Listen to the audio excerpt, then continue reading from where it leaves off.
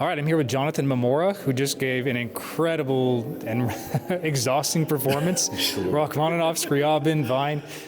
Congratulations, first of all, on your performance today. Thank you. You really brought something to this stage I feel like we haven't heard in a long time, so really, really incredible job. How are you feeling after that? I'm still processing. I'm a bit tired, but I think the fatigue is like in my legs, which is odd because it just pedaled, But a little sweaty. My right eye started burning, but this is the showbiz, right? Yeah. So but I don't know. I feel good. Yeah. And so That's awesome. Yeah. So give me a little breakdown about how you started playing piano. I actually don't really know how your piano journey has progressed since you were a kid up until now. So I started when I was 4. And I wanted to start when I was 3, and my brother was 5. He started lessons. Teacher said I was too young. But while he was taking lessons, I was listening to him practice and would try to learn and figure out, on the piano, figure out on the page. So I picked it up, and so at 4 I started taking lessons, and I had played in church and whatnot, but just always wanted, more difficult music. And so, to me. But when I was in college, I was music and pre-med, but I wanted to just try this music thing out, and figured I could go into medicine, at some point later. But so far I've been very blessed and fortunate. Absolutely. I love it. So that's great. So I know that you've competed in a lot of competitions, pretty much all over the country, all over the world, maybe. You're going to be in Van Cliburn here in about a month, and it's a really exciting opportunity for you. How does this competition here at Weatherford College kind of compare to some of the other competitions you've done? I mean, it's funny because when I first learned about the Weatherford competition, it was through Instagram and Facebook, and so good job, Weatherford College, for the PR on that. Song. Yes. Thank you, Dr. Song. But I had seen the judges they had brought, the pianists that had competed before, and I was like, oh, I know these guys. Like, they're the ones doing all the other competitions and whatnot too. And when I had moved to Fort Worth, I Googled where Weatherford was, and I was like, oh, 30 minutes away from my home. Yeah, not bad. Let me apply. And, we had a fantastic reception or a dinner, yesterday with the president, with Dr. Song. And so, Weatherford's doing something right here because, it just, for a couple days, fantastic talent all over the world gets to come here and, just grace everyone's ears with fantastic music. Absolutely.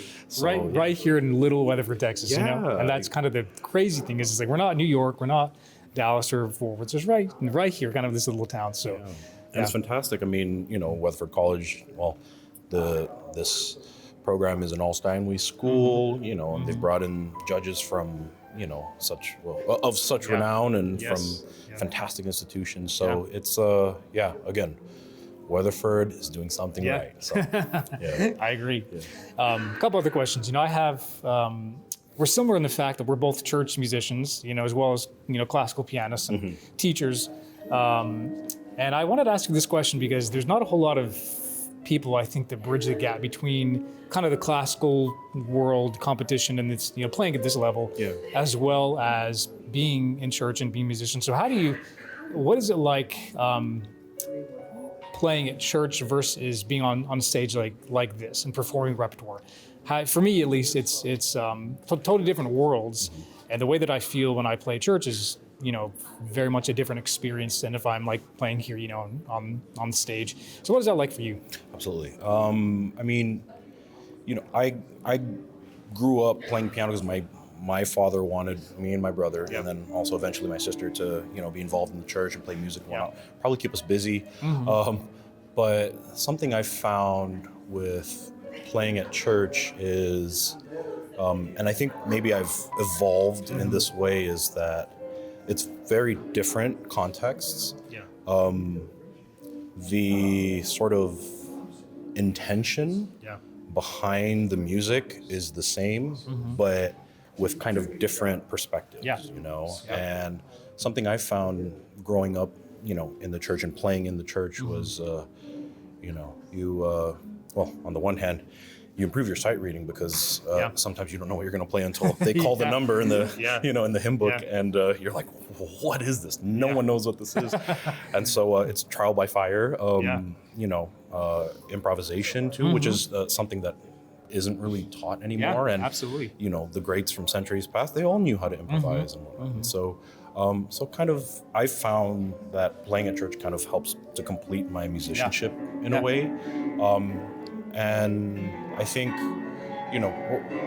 regardless if one is, Christian or of faith or whatnot, but, playing in a church where there is a, sort of, like, I don't know how you would say it. There's the intention behind what you are singing, playing, or whatnot.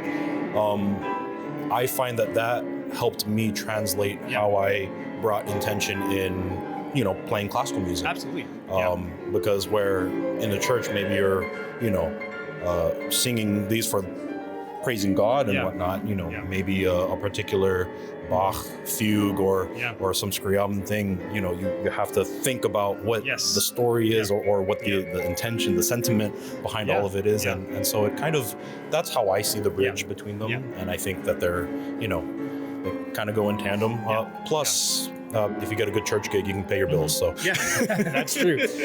I like what you're kind of talking about. The music it spans, both the church world and like this world, like we're here today. But the focus on it being towards, the Lord versus just showing, people great music, it's a very different experience. But I'm kind of like you with where I've learned to bridge that gap. And one of the ways this happened is I was playing Brahms with a great violinist, the first sonata, and she was, a lot of fun to play. I really loved it. But she was a believer as well, and she simply asked me, like, what do you feel like God would be saying through this piece? If he was trying to communicate something through this, what do you think that would be? And it totally I always kind of figured like, okay, church world is over here, then classical is over here, but she kind of got me thinking, okay, how could I bridge these two things? And, I feel like music is just a language that God uses. And so it's really interesting kind of what you're saying and how I've experienced that as well. So, all right, final question. Is there anything you'd like to say to Dr. Song, to President Farmer, leadership here at Weatherford College, and everybody who's just worked so hard to put this competition together today? Anything you'd like to leave them with? Yes. Shall I look right in this camera and tell them to Dr. Song, President Farmer, the entire Weatherford community, thanks for putting this wonderful competition together.